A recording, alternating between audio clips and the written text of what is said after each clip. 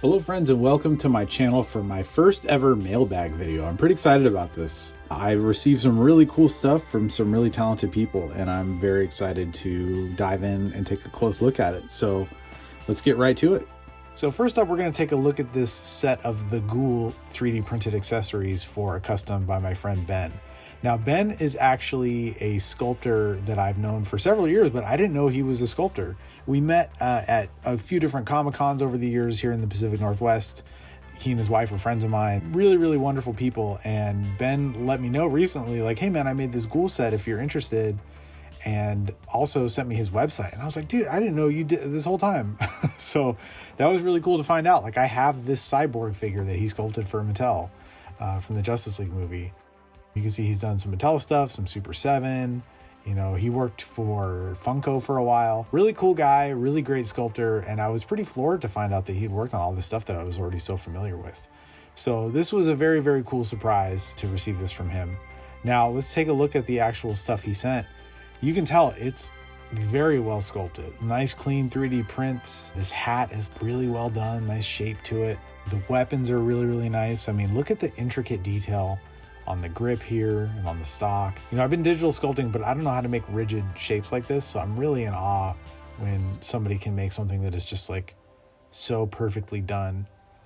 You can see there's kind of a wood grain on the handle, which is really, really cool. It just printed super clean. In addition to that, there's this Bowie knife, also really well done. And then we have this like handgun thing that the Ghoul uses. This is the Ghoul character from the Fallout Amazon series, by the way. I don't know if I mentioned that. But again, really nice like wood grain texture on the handle, you know, some like engraving details and things like that. This came out super clean, and this is going to be a lot of fun to paint. Then we have the bandolier with the like shotgun holster on it. Look at the detail on that, like the bullets. Some of the bandolier bullet holders are empty, some have ammo in them. There's a really incredible leather grain texture on the belt part and on the holster part, and they're different textures, which is like just a really great attention to detail. And then this slides in perfectly, like it's a perfect fit. And that's the other thing I'm really amazed by that I don't know how to do yet with digital sculpting, is making a thing fit into another thing so perfectly like that. So then we also have this belt, again, incredible leather grain details on this, a really beautiful belt buckle. This is going to be a ton of fun to paint. And I love that he printed these in black because it's going to make them easier to paint. You're already going to have that depth that painting it black would bring, and it allows you to kind of let the dark parts stay in the cracks and textured recesses of the leather grain, and it just gives it that much more of like a realistic look. And then again, the knife and the pistol just fit in these perfectly. So yeah, really, really cool. This is going to look so good painted up. I'm really stoked about it. And then onto the head, and yeah, I mean, that's a perfect likeness as far as I'm concerned. This is another one that's going to be a lot of fun to paint. Obviously, I have to do a little bit of cleanup on it, which you do with every 3D print. But taking this from blank 3D print to a finished custom is going to be a lot of fun. And look how thoughtful he was with the actual color that he printed everything in. I mean, the weapons are a gray color, which is going to help when you're painting them metallic. The head is this kind of flesh color. Yeah, and then again, another perfect fit. I mean, look how snug that is. And then he put a little sticky tack in there for me so the hat just stays on perfectly. Yeah, this is just really, really well done. So I've gone ahead and put it on a Noda body, and it looks great. I'm gonna have to Dremel out a little bit of a peg hole inside the head so that it can sit a little more flush on the neck. But other than that, I mean, this is a great fit. The scaling is perfect. A little bit of height on the neck is actually what you want, because once you layer this guy up with like jackets and shirts and stuff, it's going to ride up, so you don't want his head to look like it's sitting too low. But the bandolier also has a little bit of wiggle room, which is going to be perfect for when I add clothing to it and then put it over the top of it. The belt also fits great. So yeah, I'm really, really excited about this. This is going to be a lot of fun, and I'm looking forward to this being just like a one Saturday when I have some time and I just want to make a thing. I'm just going to knock this out. And here's a look at Ben's finished custom. You can see there's some really nice paint work that he's done on these parts. And this has me really excited for taking a crack at it myself. So next up, I got this package from Bearded Skull Studios. Now, he hit me up on Instagram and said, hey, I made replacement stickers for the McFarlane Superman robots, if you'd like some. And I was like, oh, dude, absolutely, please. So here's his information. This is where you can get your own versions of these. Now, he is based in Europe, so it may take a little bit of extra time to show up, but It showed up for me just fine, no extra fees or anything like that. It just showed up to the mailbox. It was good to go. So we've got these alternate Superman robot stickers, and since he made these, he's also made a couple more, I believe. He definitely has one that says Gary. So I thought that was a really fun thing. If you've seen the movie, you get that joke. Really nice quality, and I have 3 of the robots in total. So I have robot 4, and then I have 2 more. So I definitely needed alternate stickers for those. So I'm super, super grateful to him for sending me these.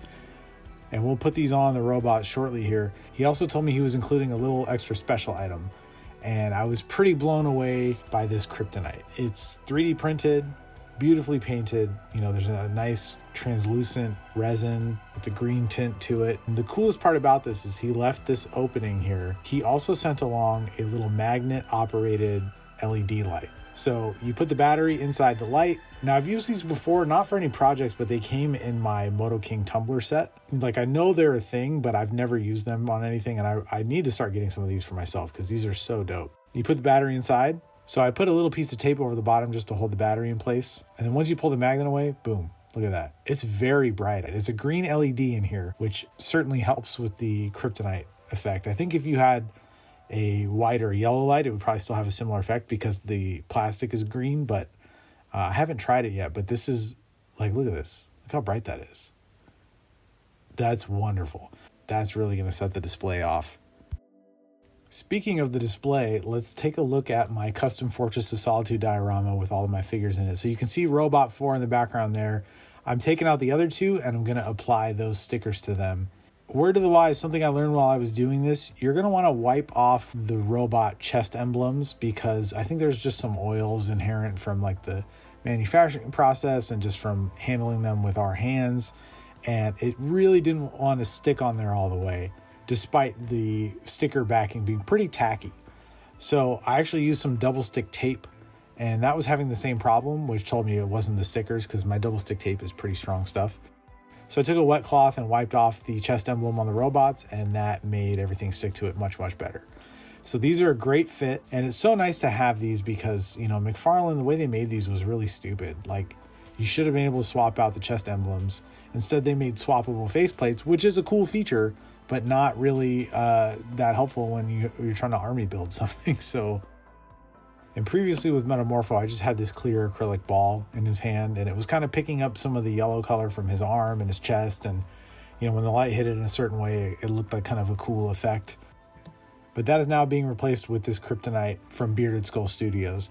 Now, I will have a link to his Etsy in the description below, and he seems to be adding more stuff all the time. So I'm really excited to keep following him and seeing what else he puts up. He's really helping take this stuff to the next level, and I'm pretty stoked on it. So big thanks to him for sending these to me, and another big thanks to Ben as well for sending me the Ghoul Custom kit.